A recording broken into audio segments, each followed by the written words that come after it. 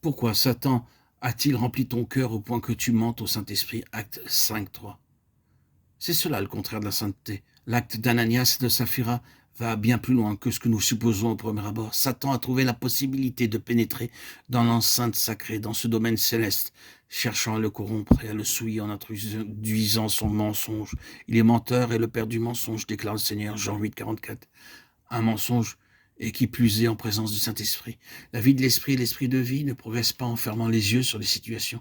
Cela implique en premier lieu que tout soit constitué selon le modèle céleste de Dieu, constitué selon le modèle de Christ son Fils, afin que cela soit véritablement l'expression du Seigneur Jésus par le Saint-Esprit dans son caractère représentatif. Hananias et Saphira ont délibérément décidé de donner au Seigneur une partie du montant de la vente, mais en la faisant passer comme étant la totalité. S'ils avaient été véritablement dans le domaine réel du régime du Saint-Esprit, ils auraient su que l'Esprit leur disait « ce n'est pas juste, c'est l'antinomie de Christ ». N'y avait-il pas ces deux voix qui, de manière non audible, cependant, se faisaient entendre en deux, l'un mettant en garde à l'égard du mal et l'autre incitant à la tromperie, la voix de l'Esprit et la voix de Satan. Oui, c'est quelque chose de solennel. Pardonnez-moi si j'insiste, mais cette question du manque de sainteté est tellement importante.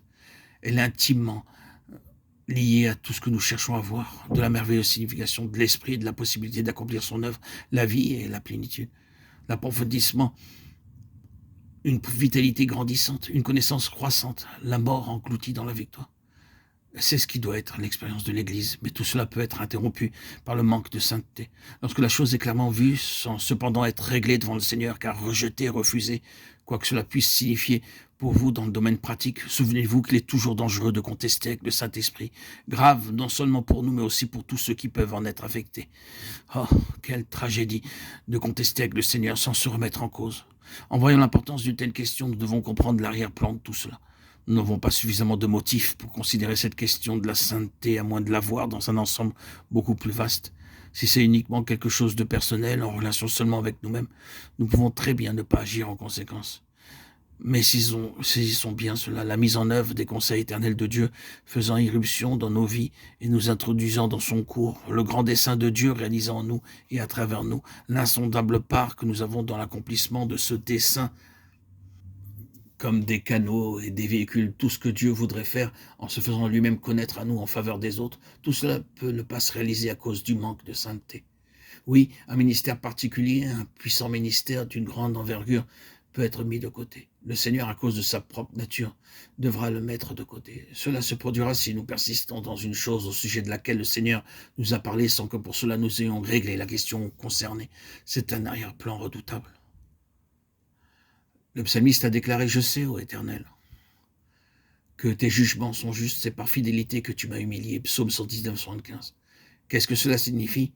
De manière évidente, il est passé par de sérieuses controverses avec le Seigneur. Et en voyant tout ce que cela impliquait pour le peuple du Seigneur et combien l'honneur du Seigneur était concerné, il a dit « C'est seulement à cause de sa fidélité que le Seigneur me discipline.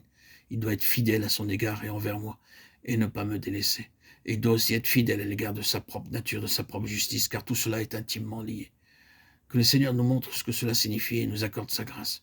Nous devons prendre garde dans cette marche sainte avec Dieu. Nous devons cesser toute polémique avec lui, parce que beaucoup découle de cela. Nous avons donc vu que ceux qui demeuraient à Jérusalem et leurs chefs n'ont pas voulu s'ajuster dans tout ce qui les opposait à Dieu, et ils furent mis de côté. Une autre nation qui porterait les fruits du royaume a été donc suscitée. Quelle perte ce fut pour eux.